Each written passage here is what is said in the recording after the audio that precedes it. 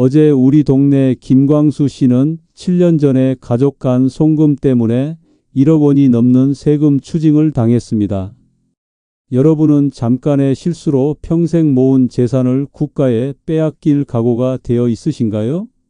지금 이 순간에도 많은 분들이 가족 간 자금 이동으로 인해 세무조사의 그물망에 걸려들고 있습니다. 안녕하세요. 세무사 박정훈입니다. 30년 동안 세무조사 대응과 자금 관리를 전문으로 해온 저는 최근 급격히 바뀐 세무 환경에 많은 분들이 무방비 상태로 노출되어 있다는 사실에 깊은 우려를 느끼고 있습니다. 경기도 고양시에 사는 76세 이종구 할아버지는 손자의 대학 등록금을 위해 보낸 3천만 원 때문에 세금과 가산세를 합쳐 1천만 원 이상을 납부해야 했습니다. 이 영상 끝까지 안 보시면 여러분의 소중한 재산이 세금으로 날아갈 수 있습니다. 정말 가슴 아픈 일이지만 많은 분들이 알지 못하는 사이에 세금 폭탄의 시한장치가 이미 작동하고 있는지도 모릅니다. 여러분도 언제든 그 피해자가 될 수 있다는 점을 꼭 기억하셔야 합니다. 2023년부터 시작된 87조 원 이상의 세수 부족 현상은 정부의 세무조사 대폭 확대로 이어지고 있습니다. 더 충격적인 것은 올해 5월부터 시행되는 세무공무원 포상금 제도입니다. 이제 세무공무원들은 세금 추징액의 10%를 포상금으로 받게 되어 그 어느 때보다 적극적으로 과세에 나설 것입니다. 매년 2천만 원까지 포상금을 받을 수 있게 되어 세무공무원들의 과세 의욕은 하늘을 찌를 듯합니다. 국세기본법 개정으로 이미 확정된 이 제도는 과거에는 상상도 할 수 없었던 것으로 세무조사의 패러다임을 완전히 바꿔놓았습니다. 평소 별 생각 없이 부모님께 용돈을 드리거나 자녀 결혼 자금을 지원하는 것이 세무조사의 원인이 될 수 있다니 정말 충격적이지 않으신가요? 최근에는 일상적인 가족 지원금까지 세무당국의 감시 대상이 되고 있어 많은 분들이 불안에 떨고 있습니다. 세무서의 칼날은 이제 우리 모두의 일상 속으로 파고들었습니다. 매월 부모님께 보내는 생활비도, 자녀 대학 등록금도, 결혼 준비를 위한 지원금도 모두 세무조사의 대상이 됩니다. 서울 강남구에 사는 최영미 씨는 아들 결혼 준비를 위해 보낸 5천만 원 때문에 증여세와 가산세로 1,500만 원을 추가로 납부했습니다. 그녀는 증여세 신고 기한을 놓쳐 공제 혜택도 받지 못했고 가산세까지 더해져 큰 고통을 겪었습니다. 여러분과 같은 평범한 시민들이 가장 쉽게 세무조사의 표적이 되는 경우가 바로 가족 간 자금 이동입니다. 전국 어디에서나 벌어지고 있는 이런 사례들을 보면서 저는 여러분의 재산을 지키기 위한 특별한 방법을 연구해 왔습니다. 하지만 걱정하지 마세요. 오늘 이 영상을 통해 세무조사의 실체와 안전한 가족 간 자금 이동 방법을 상세히 알려드리겠습니다.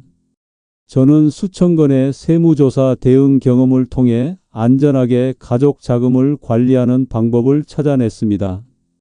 특히 2025년 세무 환경에서는 더욱 특별한 주의가 필요하며 이에 대한 대비책을 여러분과 함께 나누고자 합니다.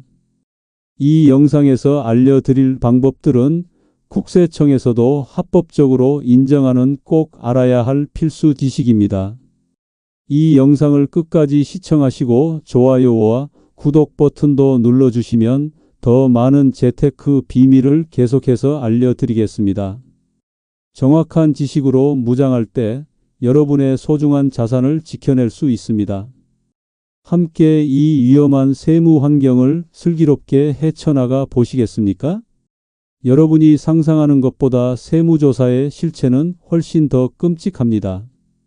지난 2년간 우리나라는 총 90조 원에 가까운 세수 부족 사태를 겪고 있습니다. 국가 재정이 바닥난 지금 정부는 세금을 더 걷기 위해 일반 시민들의 지갑까지 노리고 있습니다. 이런 환경에서 세무조사는 더 이상 대기업이나 부자들만의 문제가 아닙니다.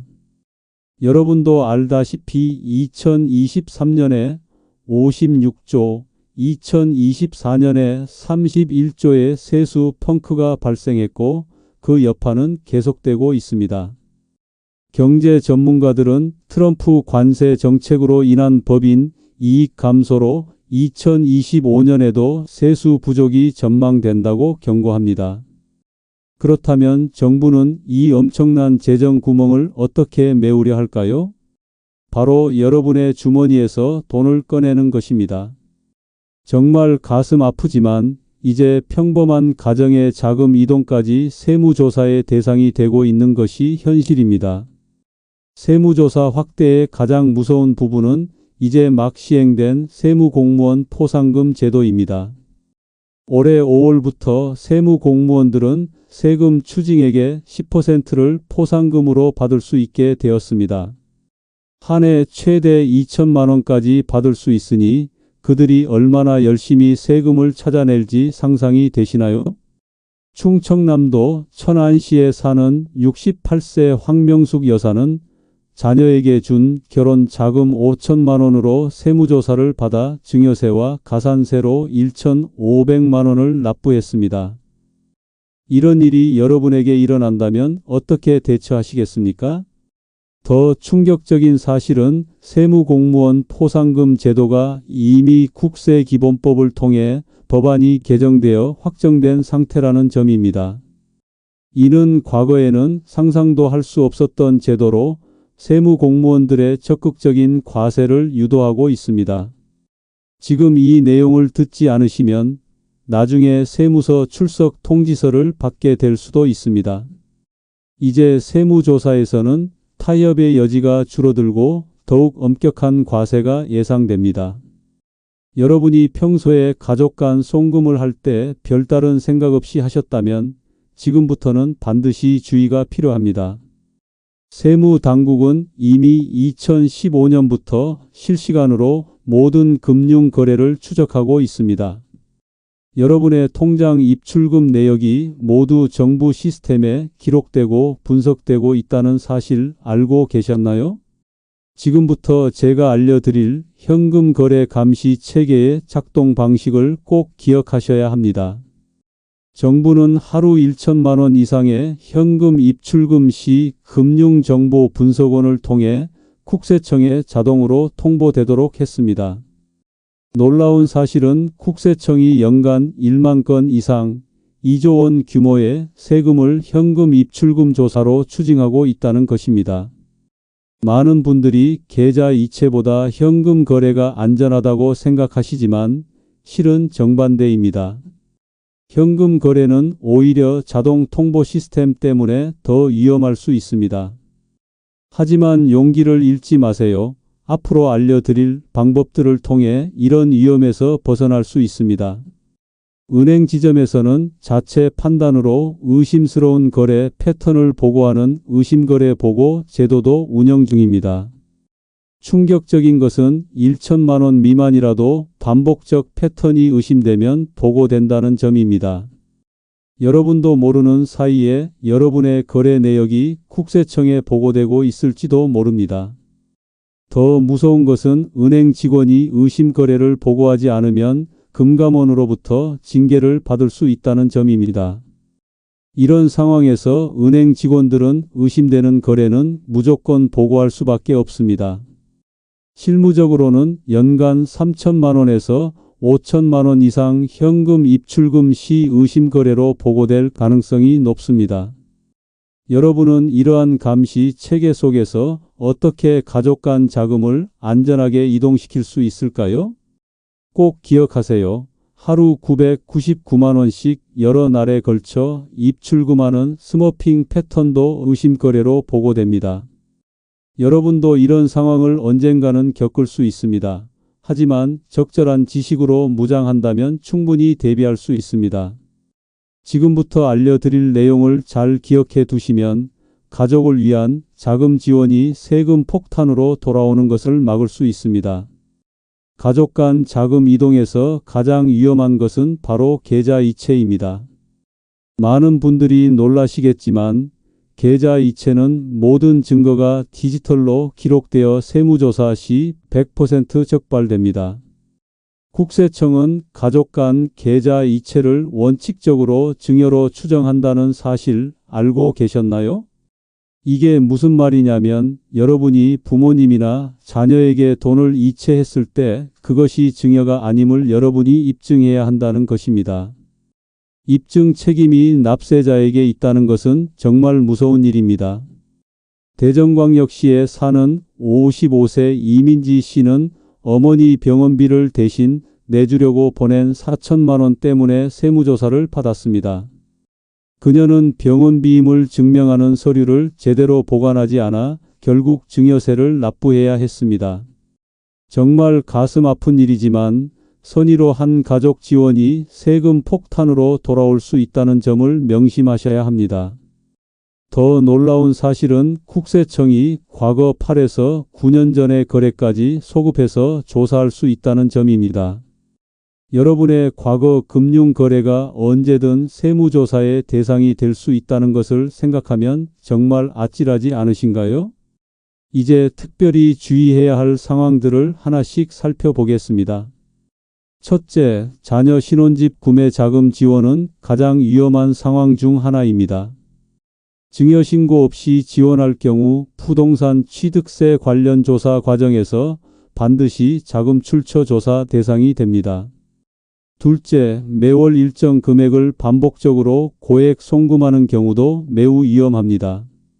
생활비라고 주장하더라도 금액이 너무 크면 생활비 범위를 초과한 것으로 판단될 수 있습니다.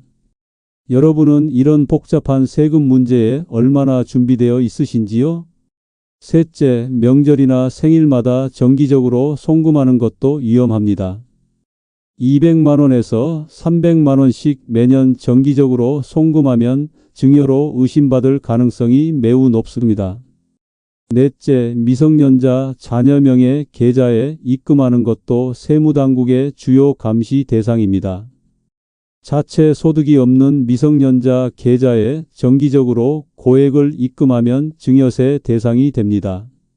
다섯째, 주택 취득 전후 계좌 조사는 매우 엄격하게 이루어집니다. 지금 주의하지 않으면 나중에 엄청난 세금 폭탄을 맞게 될 수 있습니다. 한국부동산원 실거래 조사 과정에서는 계약일 2주 전부터 잔금일 2주 후까지의 계좌 내역 제출을 요구합니다. 이 기간 동안의 모든 금융 거래가 세밀하게 조사된다는 점을 꼭 기억하세요. 하지만 너무 걱정하지 마세요. 적절한 방법으로 대처하면 이런 위험에서 벗어날 수 있습니다. 자금 이체 시 명확한 사유를 기재하고 관련 증빙 자료를 꼼꼼히 보관하는 것이 중요합니다. 이제 증여세 면제 한도와 적용 방법에 대해 자세히 알아보겠습니다. 증여재산 공제 한도는 10년을 기준으로 누적 계산됩니다. 배우자에게는 6억 원, 성인 직계 존비속에게는 5천만 원, 미성년 직계 존비속에게는 2천만 원, 형제 자매와 기타 친족에게는 1천만 원이 면제됩니다. 이 한도를 잘 활용한다면 상당한 금액을 합법적으로 증여할 수 있습니다. 부산광역시에 사는 62세 김정호 씨는 증여세 면제 한도를 적절히 활용하여 3명의 자녀에게 10년 동안 총 1억 5천만 원을 세금 없이 증여했습니다. 여러분도 이런 합법적인 방법을 통해 가족의 재산을 지키실 수 있습니다. 증여세 계산 예시를 들어보겠습니다. 만약 5천만 원 면제 한도를 초과한 1억 5천만 원을 증여했다면 1억 원에 대해서만 증여세가 부과됩니다. 그런데 만약 증여세를 신고하지 않았다면 더 큰 문제가 생깁니다. 증여세 무신고 시에는 공제 혜택을 모두 받지 못하고 전체 금액에 대해 20% 가산세까지 추가됩니다. 이것은 정말 피해야 할 상황입니다. 여러분은 이런 세금 함정에 빠지지 않기 위해 어떤 준비를 하고 계신가요? 분할 증여 전략을 통해 더 많은 금액을 세금 없이 증여할 수 있습니다. 10년 단위로 나누어 증여하는 방법이 매우 효과적입니다. 예를 들어 자녀가 1살 때 2천만 원, 11살 때 2천만 원, 21살 때 5천만 원, 31살 때 5천만 원을 증여하는 식입니다. 이렇게 하면 총 1억 4천만 원을 세금 없이 증여할 수 있습니다. 더욱 놀라운 것은 연 3% 수익률만 가정해도 이 금액이 2억 원 이상으로 자산 성장 효과를 볼 수 있다는 점입니다.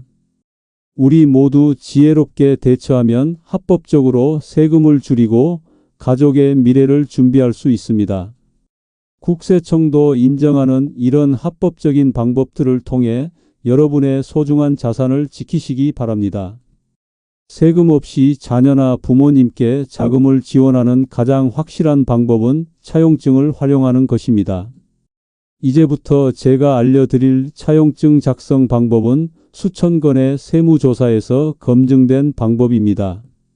제대로 작성된 차용증 하나가 여러분의 수천만 원을 지켜줄 수 있다는 사실 아시나요? 서울 마포구에 사는 57세 최병현 씨는 아들의 결혼자금으로 1억 원을 지원했지만 꼼꼼한 차용증 작성으로 증여세를 한 푼도 내지 않았습니다.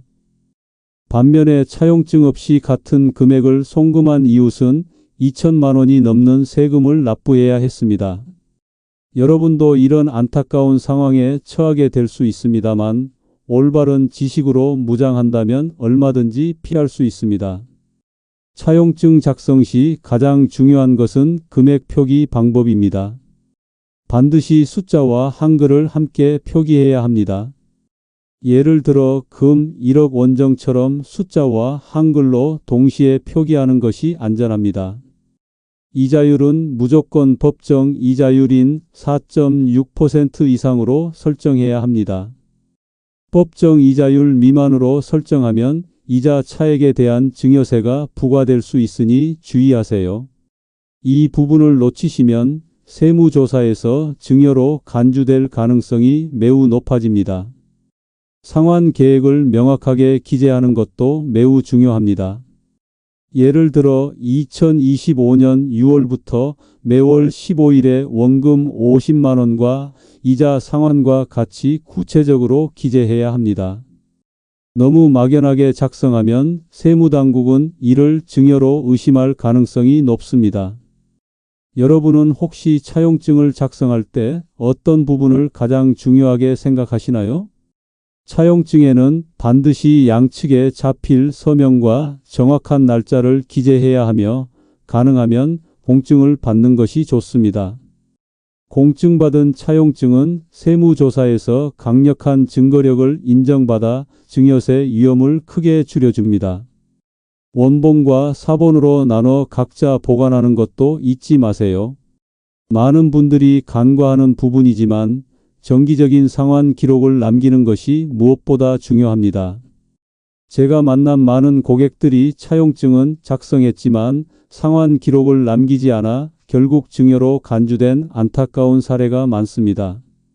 하지만 걱정하지 마세요.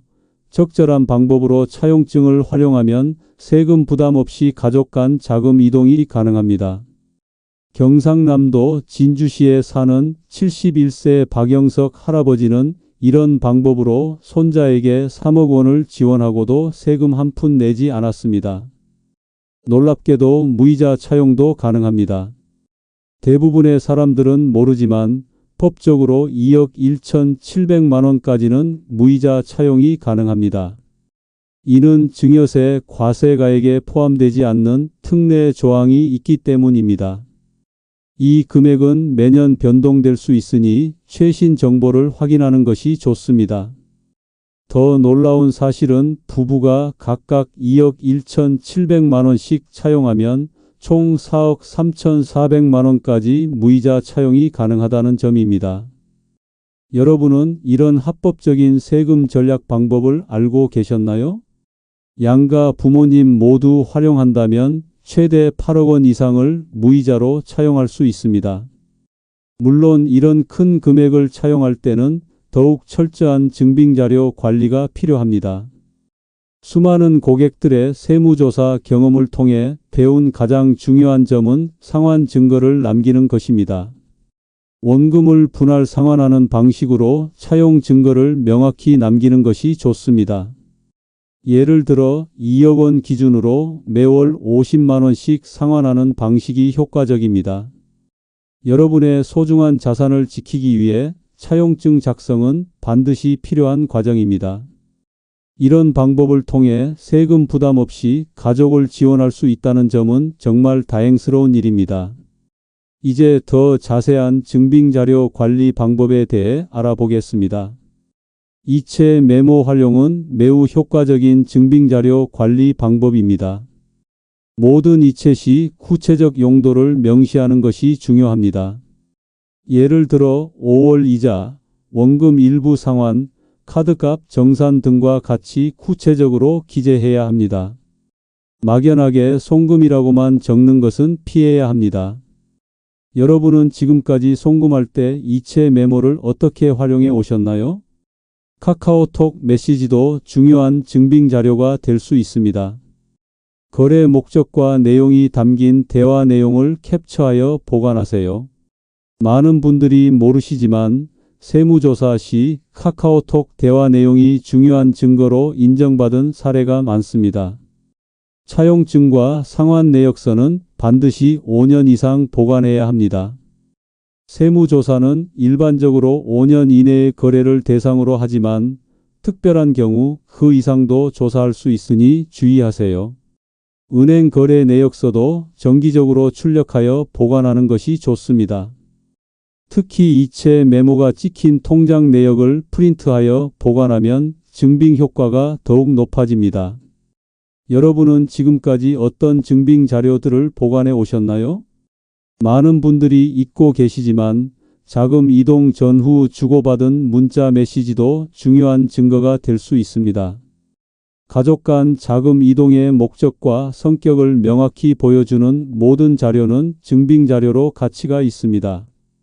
경기도 수원시에 사는 63세 정영철 씨는 철저한 증빙자료 관리 덕분에 1억 원에 달하는 세금 추징을 피할 수 있었습니다. 그는 모든 가족 간 금융 거래에 대해 차용증과 상환 증빙, 이체 메모, 통장 내역을 체계적으로 관리했습니다.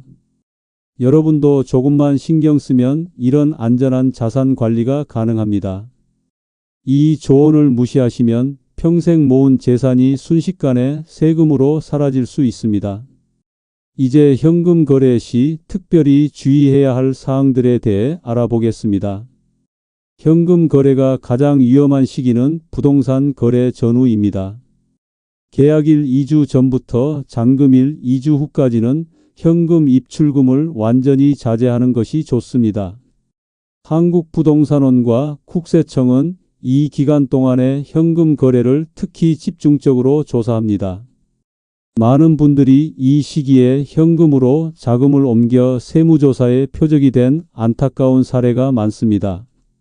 상속이 발생한 전후에도 현금 거래는 매우 위험합니다. 상속일로부터 1년 내에 2억 원 이상, 2년 내에 5억 원 이상의 현금 출금은 추정상속 재산으로 간주될 수 있습니다. 이는 정말 많은 분들이 모르고 있는 중요한 사실입니다. 여러분의 가족이 이런 상황에 처한다면 어떻게 대처하시겠습니까? 불가피하게 현금 거래를 해야 할 경우 여러 은행을 활용하는 방법이 있습니다. 동일 은행에서 하루 1천만 원 이상 거래하면 자동으로 보고되지만 다른 은행 간에는 정보가 공유되지 않는다는 점을 활용할 수 있습니다.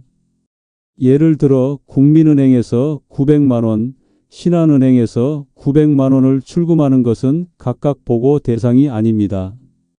하지만 너무 자주 반복적인 패턴을 보이면 의심거래로 보고될 가능성이 있으니 주의해야 합니다. 이런 세무 지식 하나가 여러분의 소중한 재산을 지키는 방패가 될 수 있습니다. 이제 직책자들에게 특별히 유익한 실천 지침을 알려드리겠습니다. 자녀 교육비나 의료비를 지원할 때는 특별한 방법이 있습니다. 자녀 등록금은 학교 계좌로 직접 송금하는 것이 가장 안전합니다. 이 경우 증여가 아닌 교육비 지원으로 인정받을 가능성이 높아집니다. 마찬가지로 병원비는 병원 계좌로 직접 납부하는 것이 좋습니다. 납입 증명서를 보관하면 생활비로 인정받을 가능성이 더욱 높아집니다. 여러분도 이런 안전한 방법으로 가족을 지원할 수 있습니다. 금융 자산을 안전하게 관리하는 방법도 매우 중요합니다. 예금자 보호 한도인 5천만 원을 고려해 여러 은행에 분산 예치하는 것이 좋습니다. 한 은행에 모든 자산을 예치하는 것은 위험할 수 있습니다. 일정 금액 이상 출금 시 가족에게 자동 알림을 설정하는 것도 매우 효과적인 방법입니다. 이는 불법적인 출금을 방지하는 것뿐만 아니라 가족 간 금융 거래의 투명성을 높이는 데도 도움이 됩니다. 강원도 원주시에 사는 77세 김철수 할아버지는 이런 자동 알림 서비스 덕분에 사기 출금을 막을 수 있었습니다. 여러분의 소중한 자산을 지키기 위해 이런 안전장치를 마련하는 것은 정말 현명한 선택입니다. 6개월마다 모든 금융상품을 정기 점검하는 습관도 매우 중요합니다.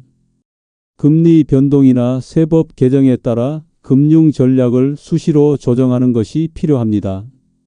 많은 분들이 한번 가입한 금융상품을 오랫동안 방치하는 경우가 많은데 이는 큰 손실로 이어질 수 있습니다.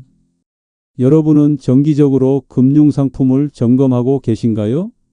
세금 문제는 복잡하고 어렵게 느껴질 수 있지만 기본적인 원칙만 알면 충분히 대처할 수 있습니다. 가족 간 자금 이동은 반드시 명확한 목적과 증빙 자료를 갖추고 이루어져야 합니다. 세무조사는 준비된 사람에게는 두려움의 대상이 아닙니다. 적절한 지식으로 무장한다면 여러분도 세금 폭탄의 위험 없이 가족을 지원할 수 있습니다. 함께 이 어려운 세무 환경을 슬기롭게 헤쳐나가시길 바랍니다. 가족 간 자금 이동을 더욱 안전하게 하기 위한 특별한 계좌 전략이 있습니다. 대부분의 일반인들은 모르는 사실이지만 계좌 구조를 어떻게 설계하느냐에 따라 세무조사 위험도가 달라집니다. 우선 가장 중요한 원칙은 송금용 계좌와 일상생활비 계좌를 분리하는 것입니다. 인천광역시에 사는 65세 권영미 씨는 이 방법으로 세무조사에서 모든 거래 내역을 명확히 설명할 수 있었습니다. 그녀는 가족지원금, 투자금, 생활비를 각각 다른 계좌로 관리해 세무당국의 의심을 받지 않았습니다. 여러분도 이렇게 목적별로 계좌를 구분하면 가족 간 자금 이동의 안전성이 크게 높아집니다. 지금 이 내용을 놓치시면 나중에 세무당국의 모든 금융 거래를 일일이 설명해야 할 수도 있습니다. 목적별 계좌 구분의 핵심은 투명성과 일관성입니다. 가족 지원용 계좌는 오직 그 목적으로만 사용하고 다른 용도로 절대 사용하지 않는 것이 중요합니다. 이렇게 하면 해당 계좌의 모든 거래 내역이 명확한 목적을 가지게 되어 세무조사 시 유리합니다. 여러분은 지금 몇 개의 계좌를 사용하고 계신가요? 두 번째 중요한 전략은 정기적인 소액 이체를 활용하는 것입니다. 일시에 큰 금액을 이체하는 것보다 정기적으로 소액을 이체하는 것이 훨씬 안전합니다. 예를 들어 자녀 결혼 자금 5천만 원을 한 번에 이체하는 대신 매월 100만 원씩 50개월에 걸쳐 이체하는 것이 좋습니다. 이런 방식은 생활비 지원으로 인정받을 가능성이 높아 세무 위험을 크게 줄여줍니다. 여러분의 현재 가족 지원 방식이 세무적으로 안전한지 한번 생각해 보세요. 세 번째 전략은 급여 계좌를 활용하는 방법입니다. 많은 분들이 모르시지만 급여 계좌를 통한 가족 지원은 일반 계좌보다 세무적으로 더 안전합니다. 급여 계좌는 정기적인 입출금 패턴이 이미 형성되어 있어 의심거래로 보고될 가능성이 낮기 때문입니다. 하지만 급여의 대부분을 이체하는 것은 의심을 살 수 있으니 급여의 30% 이내로 제한하는 것이 좋습니다. 이런 세밀한 전략들이 여러분의 소중한 자산을 지키는 데 큰 도움이 됩니다. 네 번째 전략은 신탁계좌 활용법입니다. 일반 시민들이 잘 모르는 이 방법은 세무 전문가들이 자주 활용하는 합법적인 절세 전략입니다. 신탁계좌는 특정 목적을 위한 자금 관리가 명확히 드러나 세무조사 시 유리한 근거가 됩니다. 예를 들어 자녀 교육 신탁, 노부모 의료비 신탁 등의 형태로 설정할 수 있습니다. 이런 방법들은 가족을 위한 마음을 실천하면서도 세금 부담을 최소화할 수 있는 좋은 방법입니다. 다섯 번째는 공동계좌 활용법입니다. 대구광역시에 사는 59세 장민석 씨는 성인 자녀와의 공동계좌로 세무 이념 없이 자금을 공유했습니다. 공동계좌는 명의자 모두가 재산권을 공유하는 형태로 계좌 내 자금 이동은 증여가 아닌 공동재산의 사용으로 해석될 수 있습니다. 특히 주택 구입 자금 마련과 같은 특정 목적을 위해 공동계좌를 활용하면 매우 효과적입니다. 하지만 용기를 내어 이런 방법들을 시도해 보세요. 적절히 활용하면 정말 큰 도움이 됩니다. 여섯 번째는 해외 송금 시 주의사항입니다. 해외에 있는 가족에게 자금을 보낼 때는 국내 송금보다 더 철저한 준비가 필요합니다. 해외 송금은 외환거래법에 따라 모든 기록이 남고 1만 달러 이상은 국세청에 자동 통보됩니다. 해외 유학생 자녀에게 송금할 때는 학비와 생활비를 명확히 구분하고 증빙 자료를 철저히 관리해야 합니다. 여러분의 자녀나 부모님이 해외에 계신다면 이런 세무적 위험에 특히 주의하셔야 합니다. 일곱 번째는 금융상품을 활용한 간접 지원 방법입니다. 예를 들어 자녀 명의 적금에 매월 일정액을 납입하는 방식으로 자금을 지원할 수 있습니다. 이 경우 금융상품의 특성상 자금 사용 목적이 명확해 증여세 위험이 줄어듭니다. 또한 교육보험, 연금보험 등의 상품을 활용하면 세금 혜택과 함께 가족 지원도 가능합니다. 가족을 돕고자 하는 여러분의 마음처럼 소중한 것은 없습니다. 여덟 번째는 가족회의를 통한 자금 계획 수립입니다. 가족 간 자금 이동 계획을 문서화하고 정기적인 가족회의를 통해 점검하는 것이 중요합니다. 이렇게 하면 갑작스러운 자금 이동이 줄어들어 세무적 위험도 함께 감소합니다.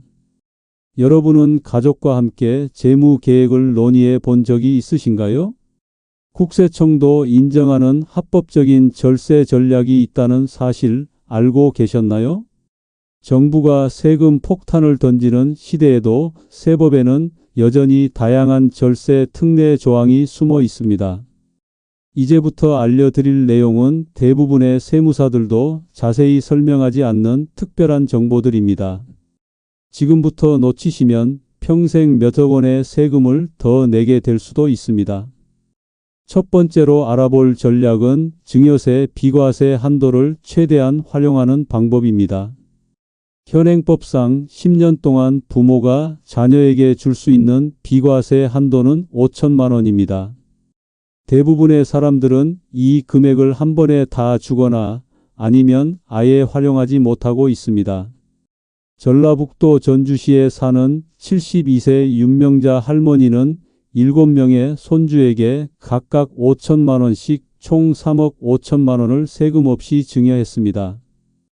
모든 손주에게 정확히 비과세 한도 내에서 계획적으로 증여한 것입니다. 여러분의 가족 구성원 수에 따라 상당한 금액을 합법적으로 세금 없이 증여할 수 있습니다.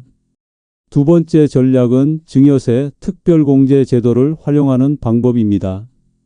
결혼자금, 주택 마련, 학자금 등 특별한 목적의 증여에는 추가 공제 혜택이 있습니다. 예를 들어 결혼하는 자녀에게 결혼자금으로 증여할 경우 기본 5천만 원 외에 추가로 1억 원까지 비과세 혜택을 받을 수 있습니다.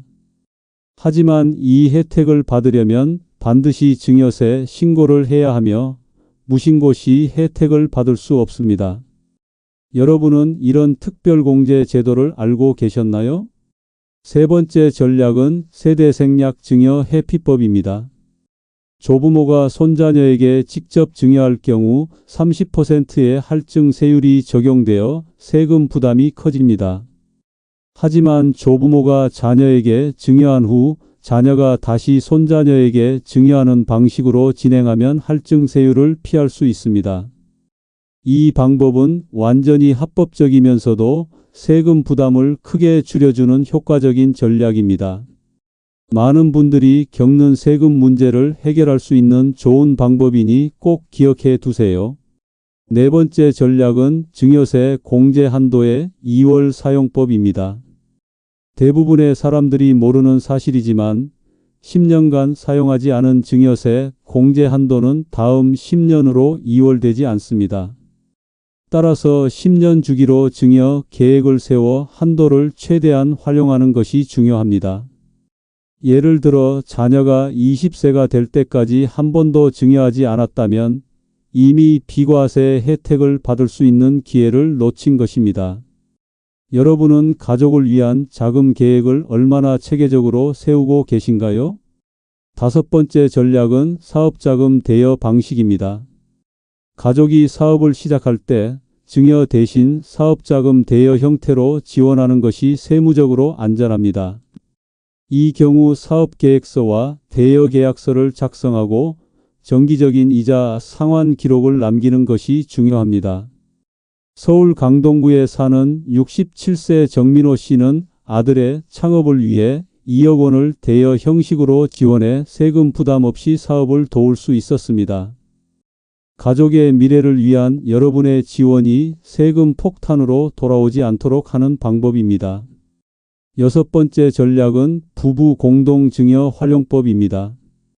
부부가 각각 증여하면 동일한 금액에 대해 2배의 비과세 혜택을 받을 수 있습니다. 예를 들어 자녀에게 1억 원을 지원하고 싶다면 부부가 각각 5천만 원씩 증여하면 세금 없이 전체 금액을 전달할 수 있습니다. 이 방법은 간단하지만 놀라울 정도로 효과적인 전략입니다. 용기를 내어 가족의 미래를 위한 준비를 시작하세요. 적절한 방법을 알고 있다면 두려워할 필요가 없습니다. 일곱 번째 전략은 생활비 지원 증빙 방법입니다. 생활비 명목으로 지원하는 자금은 증여세 과세 대상이 아니지만 이를 증명하는 것이 중요합니다.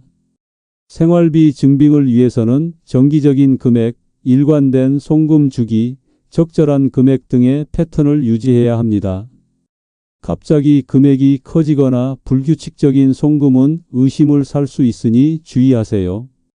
여러분의 가족 지원이 진심 어린 마음에서 비롯된 것임을 세무당국에도 보여줄 수 있습니다.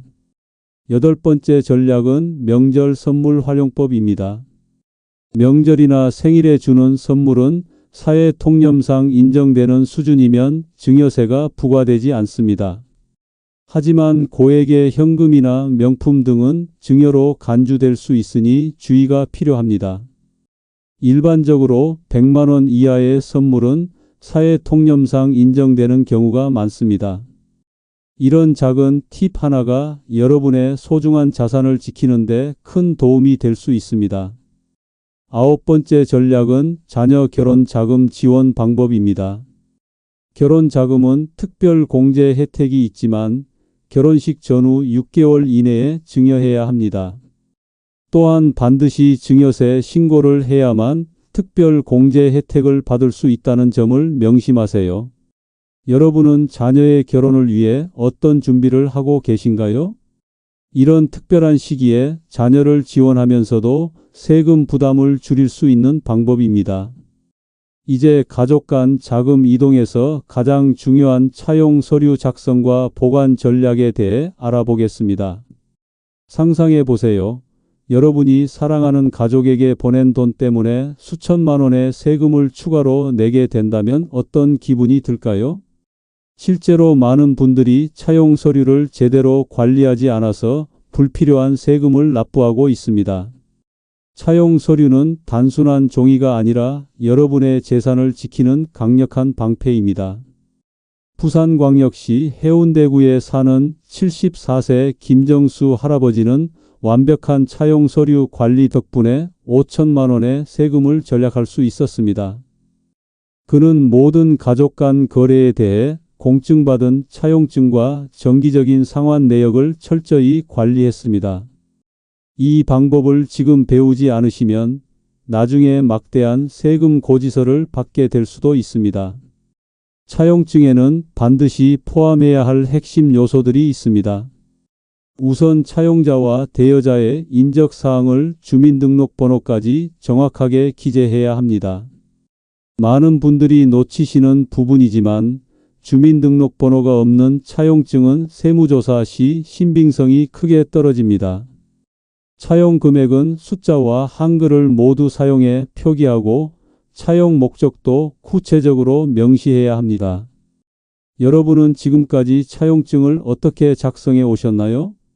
상환 계획은 매우 구체적으로 작성하는 것이 중요합니다. 예를 들어 매월 15일에 원금 100만 원과 이자 5만 원을 상환한다와 같이 명확하게 기재해야 합니다. 막연하게 추후 상환한다라고 작성하면 세무당국은 이를 증여로 의심할 가능성이 높습니다. 이자율은 법정이자율인 연 4.6% 이상으로 설정하는 것이 안전합니다. 이런 세밀한 부분 하나하나가 여러분의 소중한 자산을 지키는 열쇠가 됩니다. 차용증에는 반드시 작성 일자를 명확히 기재하고 양측 모두 자필 서명을 해야 합니다. 인감 도장을 사용하는 것보다 자필 서명이 더 신빙성이 높다는 사실 알고 계셨나요? 또한 차용증 작성 시 증인을 두는 것도 매우 효과적인 방법입니다. 가족이 아닌 제3자를 증인으로 세우면 차용증의 신빙성이 크게 높아집니다. 하지만 걱정하지 마세요. 이 모든 과정이 복잡해 보여도 한 번만 제대로 배워두면 평생 도움이 됩니다. 차용증은 단순히 작성하는 것으로 끝나지 않습니다. 정기적인 상환 내역을 기록하고 보관하는 것이 무엇보다 중요합니다. 상환 내역서에는 상환 일자, 상환 금액, 잔액, 다음 상환 예정일 등을 상세히 기록해야 합니다. 이런 상환 내역서가 없다면 아무리 완벽한 차용증도 세무조사에서 인정받기 어렵습니다. 여러분은 이렇게 상세한 상환 내역 관리를 해오셨나요?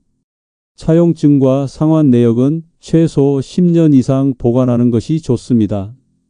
세무당국은 일반적으로 5년까지 소급 조사하지만 증여세의 경우 10년까지 조사하는 경우도 있기 때문입니다. 서류 보관은 디지털 파일과 종이 문서 두 가지 형태 모두로 하는 것이 안전합니다. 클라우드에 스캔본을 저장하고 원본은 안전한 장소에 보관하세요. 여러분의 소중한 증빙 자료가 언제 어디서든 필요할 때 확인할 수 있도록 준비하는 것이 중요합니다. 차용 서류의 효력을 더욱 높이기 위해서는 공증을 받는 것이 좋습니다. 공증받은 차용증은 법적 효력이 매우 강력해 세무조사에서도 높은 신빙성을 인정받습니다. 공증 비용은 금액에 따라 다르지만 일반적으로 5만 원에서 10만 원 사이로 그리 부담되는 금액이 아닙니다. 이런 작은 비용으로 수천만 원의 세금을 절약할 수 있다면 정말 현명한 투자가 아닐까요? 마지막으로 가족 간 자금 거래의 증거를 강화하는 추가 방법을 알려드리겠습니다. 송금 시 이체 메모의 구체적인 용도를 반드시 기재하세요. 카카오톡과 같은 메신저에서 주고받은 자금 관련 대화 내용을 스크린샷으로 보관하세요. 정기적으로 가족 회의를 통해 자금 계획을 논의하고 그 내용을 문서화하세요. 가족의 미래를 위한 여러분의 노력이 헛되지 않도록 이런 작은 실천들을 시작해 보세요. 오늘 마지막으로 세무조사에 실제로 대응하는 방법과 미래를 준비하는 전략을 알려드리겠습니다. 세무조사 통지서를 받는 순간 많은 분들이 패닉 상태에 빠지곤 합니다. 하지만 미리 준비된 분들에게 세무조사는 두려움의 대상이 아닌 단순한 절차에 불과합니다. 제주도에 사는 78세 오영수 할아버지는 철저한 증빙자료 준비 덕분에 1억 원 규모의 세무조사를 단 하루 만에 종결시켰습니다. 그는 지난 10년간의 모든 금융거래 내역과 증빙자료를 체계적으로 분류해 보관하고 있었습니다. 여러분도 이런 철저한 준비로 세무조사의 부담을 크게 줄일 수 있습니다. 세무조사 대응의 황금률은 정확한 자료와 일관된 설명입니다. 세무조사에서 가장 위험한 것은 모순된 설명이나 불분명한 자료입니다. 가족 간 자금 이동에 대해 반드시 일관된 설명을 유지하고 이를 뒷받침할 증거를 준비해야 합니다. 여러분은 갑작스러운 세무조사에 얼마나 준비되어 있으신가요? 지금 이 조언을 무시하시면 세무조사 현장에서 당황하여 더 큰 세금을 물게 될 수도 있습니다. 세무조사 대응 시 전문가의 도움을 받는 것도 매우 중요합니다. 세법은 너무 복잡하고 자주 바뀌기 때문에 전문 세무사의 조력을 받는 것이 현명합니다. 하지만 모든 세무사가 동일한 실력을 가진 것은 아닙니다. 세무조사 경험이 풍부한 세무사를 선택하는 것이 중요합니다. 전문가의 도움을 받는 것은 결코 부끄러운 일이 아니며 오히려 현명한 선택입니다. 이제 가족의 미래를 위한 장기적인 자산 관리 전략에 대해 알아보겠습니다. 가족 자산 관리의 핵심은 계획성과 투명성입니다. 5년, 10년 단위의 장기 가족 자산 계획을 세우고 정기적으로 점검하는 것이 중요합니다. 특히 자녀 교육, 결혼, 주택 구입 등 중요한 인생 이벤트를 미리 계획하여 준비하세요. 우리 모두는 가족의 행복한 미래를 위해 최선을 다하고 있습니다. 자산 관리 계획은 반드시 문서화하고 가족 구성원 모두와 공유하는 것이 좋습니다. 이렇게 하면 갑작스러운 자금 이동이 줄어들어 세무적 위험도 함께 감소합니다. 또한 가족 구성원 간 재정적 갈등을 예방하는 효과도 있습니다. 가족의 화목과 재산을 동시에 지키는 현명한 방법입니다. 금융 환경이 급변하는 시대에 정보 수집도 매우 중요합니다. 세법은 매년 바뀌기 때문에 정기적으로 최신 세법 정보를 확인하는 습관이 필요합니다. 특히 증여세, 상속세 관련 법규는 정치적 환경에 따라 자주 변경되는 경향이 있습니다. 여러분의 소중한 자산을 지키기 위해서는 최신 정보를 확인하는 노력이 반드시 필요합니다. 울산광역시에 사는 63세 박민준 씨는 매년 세무 세미나에 참석하며 최신 정보를 수집한 덕분에 최적의 시기에 자산을 이전할 수 있었습니다. 그는 세법 개정 전에 미리 대비하여 수천만 원의 세금을 절약했습니다. 여러분도 이렇게 선제적으로 대응하면 많은 세금을 절약할 수 있습니다. 가족의 미래를 위해 용기를 내어 지금 바로 실천해 보세요. 작은 노력이 큰 결실로 돌아올 것입니다. 마지막으로 가장 중요한 것은 정직과 투명성입니다. 합법적인 절세와 탈세는 완전히 다른 개념입니다. 저는 30년 세무 경력 동안 정직하게 세금을 내면서도 합법적으로 절세하는 것이 장기적으로 가장 현명한 방법임을 수없이 확인했습니다. 탈세로 인한 가산세와 벌금, 그리고 평판 하락은 단기적인 이익보다 훨씬 큰 손실을 가져옵니다. 여러분의 정직한 세금 납부가 가족의 미래와 사회의 발전에 기여한다는 자부심을 가지세요. 지금까지 세무조사 확대와 가족 간 자금 이동에 관한 모든 것을 알려드렸습니다. 이 영상이 여러분의 소중한 자산을 지키는 데 도움이 되셨기를 진심으로 바랍니다. 좋아요와 구독 버튼을 눌러주시면 앞으로도 더 많은 유익한 정보를 계속해서 알려드리겠습니다. 여러분의 가정에 항상 행복과 재정적 안정이 함께하기를 기원합니다. 감사합니다.